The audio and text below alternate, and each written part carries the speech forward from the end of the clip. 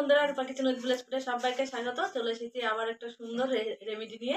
আজকের রেমেডি শীতকালের জন্য, শীতকাল স্পেশাল। তো আজকে আমি বানিয়ে দেখাবো শীতকালের জন্য একটা সুন্দর রেমেডি, যেটা হবে ত্বককে খুব তাড়াতাড়ি নরম, সফট ও দাগহীন উজ্জ্বল করে তুলবে খুব তাড়াতাড়ি।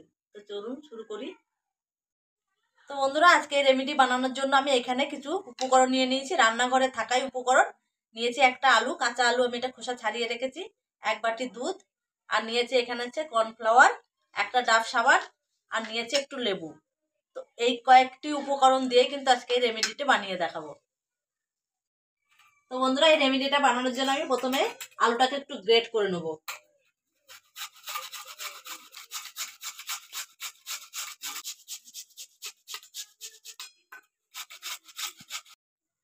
তো এখানে কিন্তু পুরো আলুটাই কিন্তু আমি গ্রেট করে নিয়েছি। তো এবারে গ্রেট করা আলুটা আমি সাইড করে রেখে দেবো। এবারে নিয়েছি একটা ডাব সাবান। তো এই ডাব সাবানটা আমি একটু গ্রেট করে নেবো।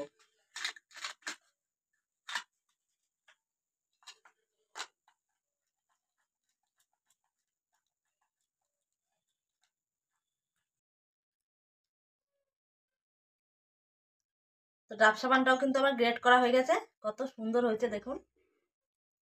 আর ডাব সাবানটা কিন্তু আমার ত্বককে ফর্সা করে, উজ্জ্বল ও দাগহীনও করে। এবারে এরকম একটা সসপ্যান নিয়ে নিয়েছি আমি। এবার নিয়েছি এখানে আমি 1 গ্লাস গরম দুধ। আমি গরম দুধ, লিকুইড দুধটা কিন্তু আগে থেকে ভালো করে জাল করে রেখেছিলাম। তো সসপ্যানের মধ্যে কিন্তু নিয়ে নেবো এটা। এবারে এই গরম দুধের ভেতরে আমি গ্রেট করা আলুটা প্রথমে দিয়ে দেবো। ভালো করে মিশিয়ে নেবো।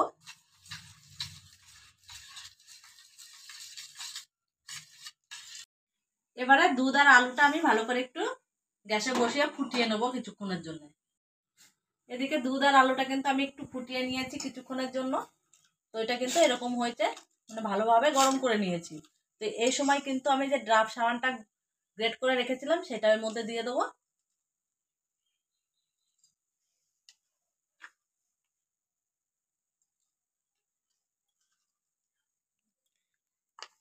ডাব সাবানটা দিয়ে আবার ভালো করে একটু মিশিয়ে নেবো। এই 3টে উপকরণ কিন্তু একসঙ্গে ভালোভাবে এভাবে ফুটিয়ে নেওয়ার সময় কিন্তু কন্টিনিউ এভাবে নাড়তে থাকতে হবে। মানে কোনো মতে কিন্তু তলায় ধরিয়ে দেওয়া যাবে না, ধরে গেলে কিন্তু একদমই ভালো হবে না রেমেডিটা। তো এইভাবে কিন্তু কন্টিনিউ ভালোভাবে নাড়তে হবে।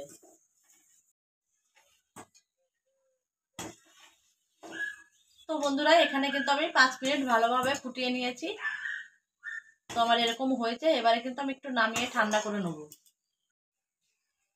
এইভাবে হাতে করে আমি কন্টিনিউ নাড়তে নাড়তে কিন্তু একটু ঠান্ডা করে নেব। তো বন্ধুরা, আমার রেমেডির মিশ্রণটা কিন্তু ভালোভাবে ঠান্ডা করে নিয়েছি। তো ঠান্ডা করে নেওয়ার পর কিন্তু এরকম হয়েছে। তো দেখতেই কত সুন্দর হয়েছে দেখুন একবার। এবারে একটা মিক্সি জার নিয়েছি। তো মিক্সি জারে আমি দিয়ে পেস্ট করে নেবো আর একটু।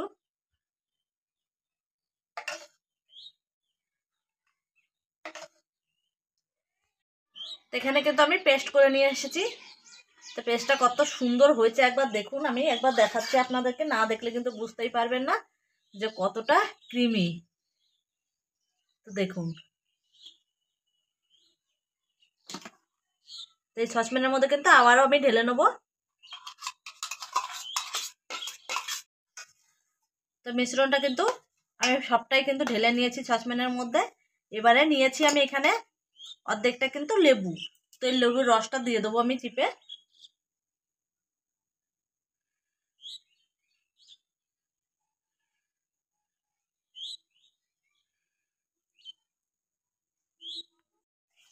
এদিকে লেবু রসটা দিয়ে আবার ভালো করে একটু মিশিয়ে নেব।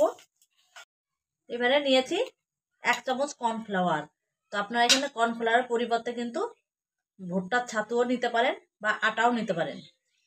এটাও মিশিয়ে দেবো ভালো করে।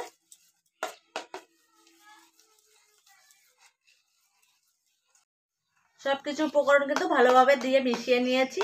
মিশিয়ে নিয়ে কিন্তু আমি এটা আবার একটু ভালো করে ফুটিয়ে নেব। তার জন্য আমি কিন্তু গ্যাসের উনুনে আবার বসিয়ে দিয়েছি। তো রেমেডি কিন্তু আমার প্রায় রেডি হয়ে গেছে। তো দেখুন, একদম ক্রিমের মতো।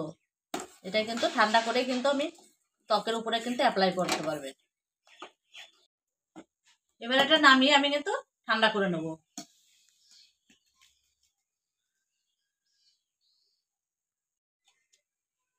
বন্ধুরা, এই তো শীতকালের রেমেডিটি একবার হলেও ব্যবহার করে দেখবেন। ত্বকের কিন্তু কালচে দাগ কমায়, আর ত্বকের স্কিন টোন ব্রাইট করে ও ত্বককে কিন্তু সফট ও গ্লোয়িং করে। তো একবার হলেও কিন্তু বাড়িতে এইভাবে বানিয়ে একবার ব্যবহার করে দেখবেন। বন্ধুরা, শীতকালের এই রেমেডি ত্বকের কিন্তু কালচে দাগ কমায়, স্কিন টোন ব্রাইট করে এবং ত্বককে করে সফট ও গ্লোয়িং।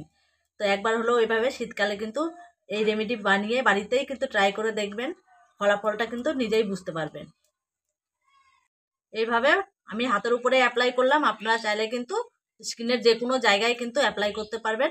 এভাবে অ্যাপ্লাই করে কিন্তু 10 মিনিট একটু শুকিয়ে নেবেন, তারপরে ফলাফলটা নিজেই দেখতে পাবেন।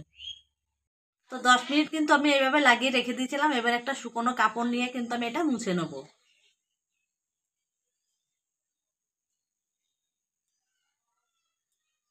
রেজাল্টটা কিন্তু আপনারা নিজেই বুঝতে পারবেন।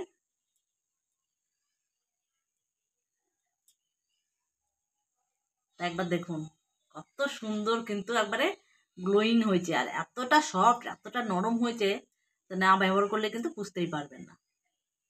তো এই মিশ্রণটা, রেভিডির মিশ্রণটা কিন্তু কন্টেনারে ভরে কিন্তু আপনারা সারা মাস ভরে ব্যবহার করতে পারেন। তো আমি এই জন্য এরকম একটা কন্টেনার নিয়েছি, এর মধ্যে কিন্তু আমি ভরে রেখে দেবো।